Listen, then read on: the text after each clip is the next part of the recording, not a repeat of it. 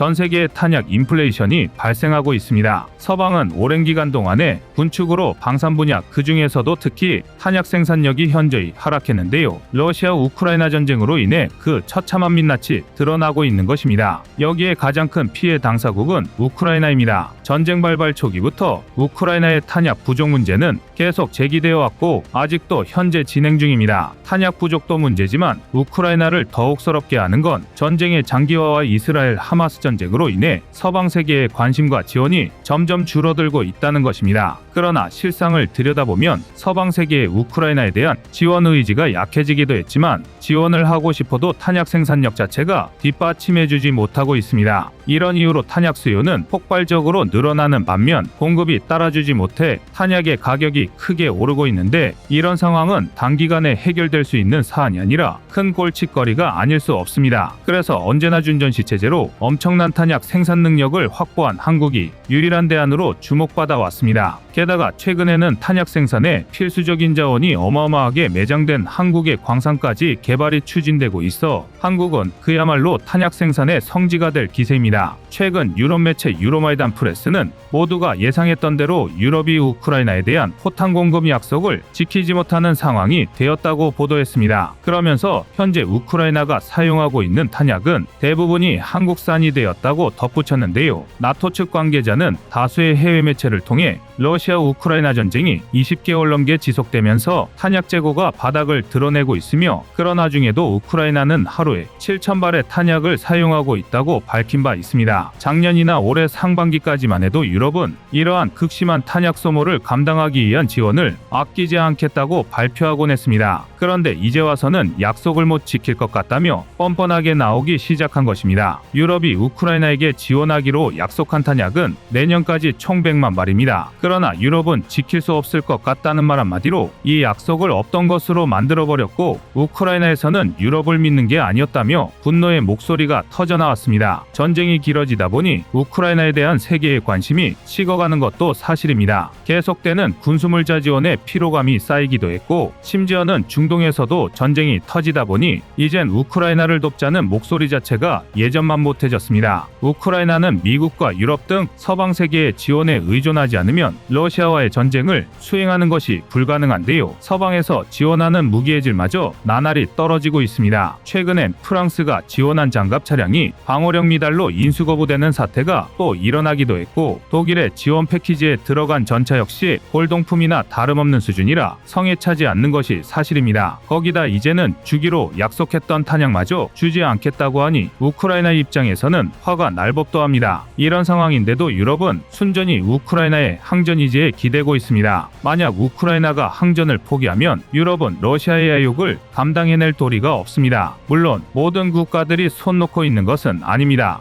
우크라이나가 무너지면 그 다음으로 러시아를 상대해야 하는 폴란드나 루마니아 등의 국가는 열과 성을 다해 지원하고 있는데요. 정작 EU 내부에서 발언권과 경제력이 크다고 할 만한 프랑스나 독일 등의 국가가 비협조적인 것입니다. 유럽 내부에서도 이런 뻔뻔한 행태가 잘못되었다고 여기는 사람들이 많습니다. 그들 중 일부는 아예 고발에 나서기도 했는데요. 이들의 고발로 드러난 유럽의 실질적인 탄약 생산량은 코웃음이 나오는 지경이었습니다. 유럽의 방산 매체 더 디펜스 포스트는 최근 프랑스가 우크라이나 지원용 155mm 탄약 생산량을 3배까지 늘리기로 했다고 보도했습니다. 여기서 더 디펜스 포스트의 보도 내용을 잠깐 살펴보겠습니다. 프랑스 국방장관 세바스티앙 르코르니는 탄약 생산량을 늘리면 내년부터는 매월 최대 3,000발의 155mm 포탄을 키예프에 보낼 수 있게 될 것이라고 했습니다. 프랑스는 2023년 1월부터 매달 1,000발의 탄약을 우크라이나에 지원해왔습니다. 탄약 외에도 프랑스의 넥스터 시스템즈는 내년부터 세자르곡사포 생산량을 월 2대에서 8대로 늘릴 예정입니다. 르코르니는 생산량을 늘리려는 움직임이 마크롱 프랑스 대통령이 주문한 전시경제로의 전환을 진행한 구체적인 결과라고 했습니다. 이러한 경제체제 아래에서 유럽은 다른 국가에 대한 과도한 의존을 피하기 확보하기에 훨씬 더 큰 규모의 방위 산업이 필요할 것으로 예상됩니다. 프랑스가 탄약 생산량을 3배 늘려도 월 3,000발밖에 안 된다는 것인데요. 우크라이나는 하루에만 포탄 7,000발을 사용합니다. 그러니까 프랑스가 한 달 내내 만들어 보낸 포탄이 우크라이나에서 반나절도 안 되어 사라진다는 것입니다. 이런 상황은 비단 프랑스에만 해당하는 것이 아닙니다. 뉴욕타임즈 역시 유럽이 30년간의 군축 이후에 포탄 지원 약속을 이행하는 것은 거의 불가능할 것이라고 말하면서 EU 전체의 탄약 생산량을 폭로했습니다. 이들이 밝힌 유럽의 월 탄약 생산량은 57,000발인데요. 우크라이나에서는 8일가량 쓰면 없어지는 양입니다. 이러니 우크라이나에 한국 포탄이 들어가지 않을 수가 없습니다. 한국은 올해 상반기에 조건을 달아서 미국과 유럽에 포탄을 수출한 바 있습니다. 그 조건은 바로 최종 사용자가 우크라이나가 아닌 구매국이어야 한다는 것입니다. 한국은 직접적인 살상무기 수출을 피하기 위해 이러한 조건을 내걸고 포탄을 지원했고, 구매국들은 한국의 포탄으로 비축분을 채우고 대신에 쌓아뒀던 기존 비축분을 우크라이나에 지원하기로 되어 있었습니다. 그러나 우크라이나가 이미 지원받은 탄약을 다 소모해버려서 탄약 구매국들이 한국산 포탄까지 내어주고 있는 상황까지 왔습니다. 이처럼 전 세계가 너나 할 것 없이 한국의 공급에만 의존하는 것은